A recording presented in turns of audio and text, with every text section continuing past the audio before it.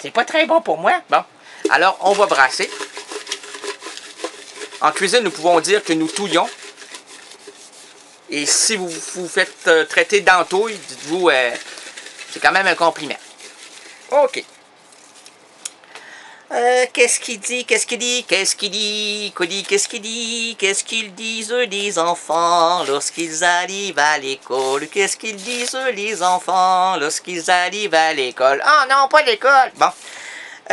Première phrase du début d'une nouvelle de Charles Bukowski. On allait interviewer la célèbre poétesse Janice Altris.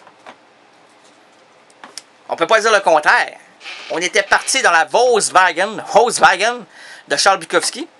Mais en fait, c'est parce qu'il n'y avait plus le droit de la conduire. Hein. Il s'était fait arrêter en état d'ébriété, mais avancé. Là. On ne peut pas dire le reculé, c'était très avancé. Et puis, ben là, c'est Rita, sa douce aimée. Attendez, je vais prendre une petite gorgée d'eau, si ça ne vous dérange pas, parce que j'ai la petite gorge gâteau. Ouais. Alors, elle est froide, l'eau, hein? Ah! Alors, donc, on pouvait pas conduire. Charles pouvait pas conduire. Donc, il demanda à sa copine chérie si elle voulait prendre le volant. Tout en lui prenant, bien sûr, le manche à balai. Car c'était le manuel. Elle, la conductrice et la voiture. Charles était très heureux, hein? Il faisait saisir le balai, il roulait vers des sentiers à la recherche de cette Janice Altris. Parce qu'en fait, Janice, c'était une actrice, poétesse.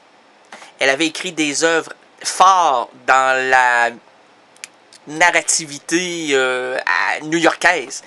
C'est elle qui avait dit, en 1972, « Lorsque les tours tourneront, nous verserons vers CNN. » Hey, ça, c'est-tu la prédiction, ça? Parce que CNN n'existait pas. Les tours étaient là. Elle a vu elle-même les tours tomber.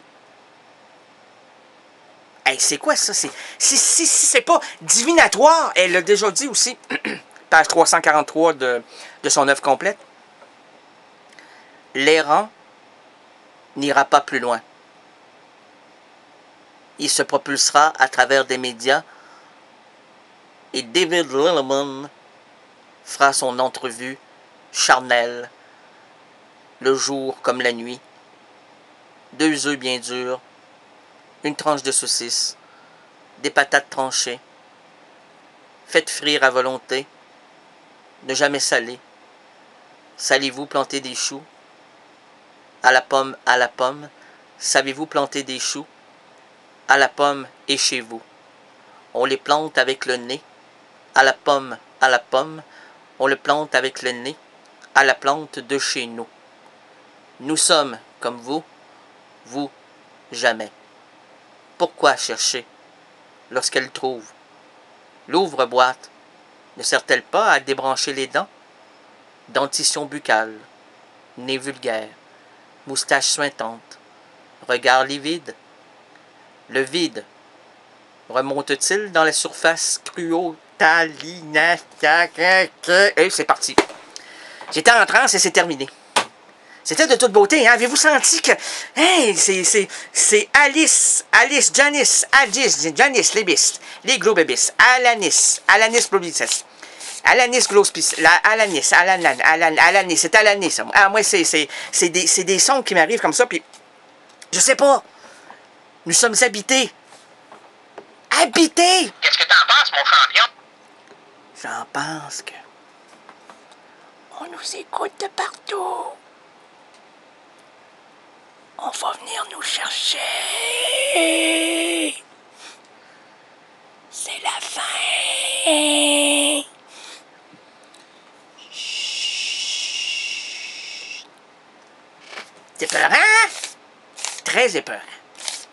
Même Janice, là, elle se prenait très au sérieux parce qu'elle écrivait uniquement devant son bureau ou dans les toilettes parce que c'est une femme qui était extrêmement constipée. Ben oui, voyons, pauvre elle. Mais toutes ses œuvres les plus intrigantes, c'est lorsqu'elle cherchait à se faire à extraire le trop-plein de son... Ah oui, c'est... On cherchait des mots. Et là, oui, virgule. On sentait les virgules lourdes, hein? Les virgules et les points sur les i. Pas juste sur les i, sur les... Ah, ça faisait splouche, splish, splash. Ah, mais c'était de toute beauté. Hein.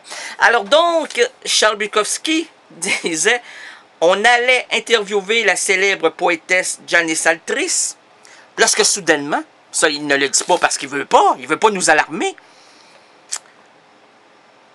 lorsqu'étrangement, sa demoiselle, celle qui conduisait, lorsqu'elle voulait, Madame Voulaise. Madame Voulaise, êtes-vous Voulaise? OK. Alors, Madame Voulaise, nous aimerions vous poser la question. Lorsque vous avez rencontré M. Bukowski, vous travailliez, vous étiez à la pharmacie, au drugstore, à la pharmacie. Vous vendiez des médicaments, hein? Bon. Alors, que Charles vous est arrivé comment? Ben, il était totalement absent, hein? Ben, il est présent, là, présent de corps, mais absent d'esprit. J'ai dit, Monsieur Bukowski, hey, serrez vos grands skis, monsieur Mossowski, parce que là, votre prescription, là, ben, c'était en 2003, puis on est en 2009. Je pense que vous avez oublié de changer des dates. Charles Bukowski, ça, c'est Charles Bukowski. Là, la dame a dit, vous parlez pas français? Charles Bukowski parle pas français. Ben, vous venez de parler français, je vous comprends. Vous comprenez, elle pense sans savoir. Ben, voyons, toi, j'ai-tu le don d'ambiguïté? J'entends tout ce que je devrais pas comprendre. C'est pour ça que je suis marié, dans le fond. C'est mon mari qui m'a amené tout ça. C'est marié, ce qui m'a amené tout ça. Non, c'est Denis Souloussos. Ah, c'est Denis Souloussos! C'est pas Denis Souloussos. Pas le beau Denis Souloussos. Celui avec trop de cheveux et trop de poils. Le grec chantant. Eh, monsieur, donc. Alors, Charles Bukowski rentre dans la pharmacie, il demande à la dame de lui autoriser sa prescription pour qu'il puisse aller faire cette entrevue, parce qu'il voulait être comme les autres, hein, à la recherche des mots, et il voulait qu'ils viennent à lui. Donc, fondamentalement, ce qu'il cherchait, c'est d'entrer en transe. Entrer en transe. Des transes transées très minces, hein? Puis vous mettez du saucisson avec du beurre. Mais lorsque vous refermez, là, ben vous attendez que Charles Bukowski vous dise manger, parce que sinon, c'est pas prêt. Et donc, ben c'est ça. Donc, Charles Bukowski, c'est notre ami.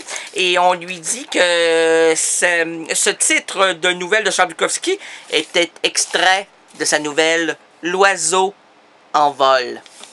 Je m'envole comme on veut m'envoler. On n'emprisonne pas un gros mélan. Une grosse mélancolie. Je m'envole. Ouais, on s'envole.